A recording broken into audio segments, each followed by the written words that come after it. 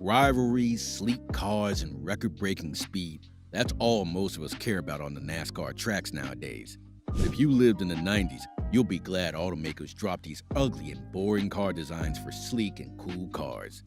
Here are the 10 ugliest NASCAR cars ever. Number 1. The AMC Matador. We should thank automakers for refining their sense of style because this AMC Matador from the 1970s is unflattering. American Motors Corporation manufactured the vehicle between 1971 and 1978 in a 2-door hardtop and coupe versions and 4-door sedan and station wagon body styles.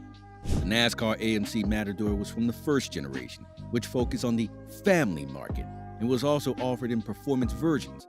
When it was first used in a high-bank Southern Speedway in the Daytona 500, many people made fun of it, maybe because it looked like a family car. The only good thing was that the AMC won 5 races over 3 years in the mid-1970s, thanks to world-class drivers Mark Donohue and Bobby Allison, and pioneering features like 4-wheel drive brakes. AMC abandoned the Matador project in 1978, and Chrysler acquired the company 10 years later. Number 2. The Chrysler Impala. Before the Lamborghini, there was the Chrysler Impala. Trust me, it wasn't pretty. As a matter of fact, it looked like an updated version of the AMC. In the early 1980s, Chrysler offered 2 full-size coupes, the Dodge Merida and the luxurious Chrysler Impala. The Impalas debuted towards the end of the 1982 NASCAR season in only 2 races. Buddy Arrington drove a 1981 Dodge Mirada throughout the 1981 and 1982 NASCAR seasons. He switched between the Mirada and the Impalas in 1983 after earning 8th in overall points in 1982. Buddy Arrington competed in the Winston Cup Stock Car Series with 2 1981 Chrysler Impalas.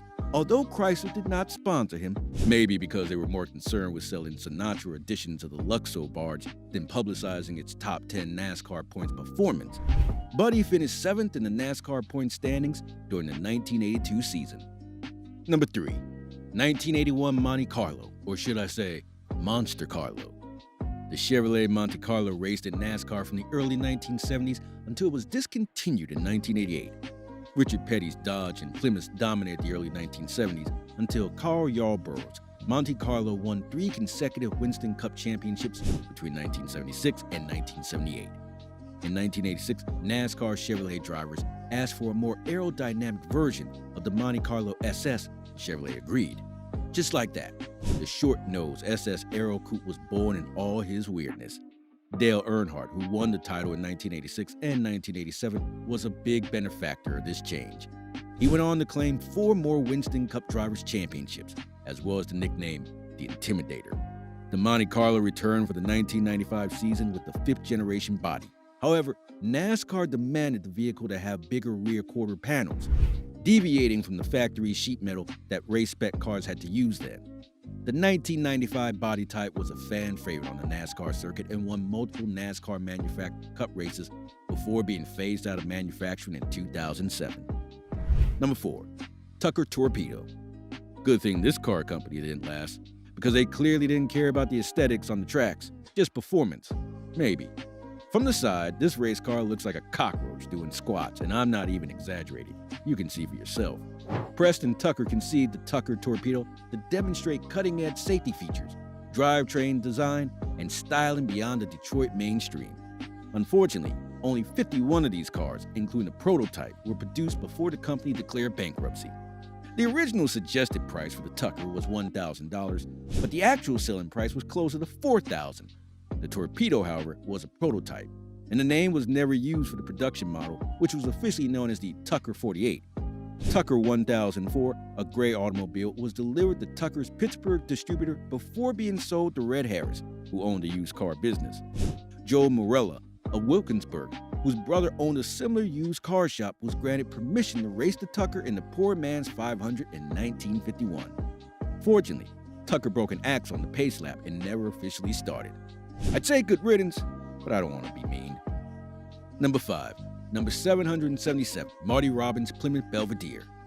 I know you love Marty Robinson and his music, but let's talk about his famous race car, the number 777 Plymouth Belvedere. Country music legend Marty Robbins had the glorious number 777 Plymouth Belvedere, which he used to compete in a total of 35 NASCAR races with 6 top 10 finishes, including a 5th place showing at Michigan in the 1974 Motor State 400. But the car is a big turnoff. The vehicle looks like something from a child's cartoon novel or the type of car toddlers draw on paper. The yellow and purple color scheme make it even worse. The Plymouth Belvedere was manufactured by Chrysler Australia, and its first model, based on the 1953 Plymouth, had a high amount of Australian content, with body panels pressed in Chrysler Australia's Keswick factory in South Australia, and paired with a side-valve 6-cylinder engine. In 1960, Chrysler Australia introduced Dodge Phoenix to replace the Plymouth Belvedere, Dodge Custom Royal, and the DeSoto Fire Suite models. Good choice, Chrysler. Number 6. 1987 Ford Thunderbird stock. Bill Elliott set NASCAR's all-time speed record with this car when he qualified for the 1987 Winston 500 at Talladega at 212.809 miles per hour. Underneath this Thunderbird sheet metal is a purpose-built steel tube frame, racing suspension and brakes, and a racing engine that no Ford dealer ever sold. But that is not what this video is about. Why is this car so unattractive? It looks like one of the characters from cartoons. It's not ugly, it's funny, and I wonder how it got to the NASCAR circuit in the first place. Such a joke. Number 7. 1970 Dodge Daytona Plymouth Superbird. First of all, what on earth is going on in that front part of this car? It looks like the engineers forgot to add headlights, so they carved something and fixed it there. And not to mention the giant wings, were they mimicking a bird or something? The Plymouth Superbird is a modified version of the Plymouth Roadrunner. It was the factory's follow-up stock car racing design for the 1970 season to the Dodge Charger Daytona of 1969. The company incorporated many engineering changes and modifications from Daytona's season. But why? In 1968, when Richard Petty left the Plymouth NASCAR racing team for Ford, the team designed the Superbird specifically to lure Petty back to Plymouth for the 1970 season. And it worked. Serious aerodynamics were just starting to become a thing in NASCAR racing, and the Superbird was the ultimate aero warrior. It won 33 out of 48 races, with 18 being Petty's. Wow, those ugly wings really got the job done. Number 8. 1998 Ford Taurus. There's something about this car that makes it look angry. Oh, I get it. It's the headlights. You know when something upsets you so bad, but you can't vent your anger? That is the face.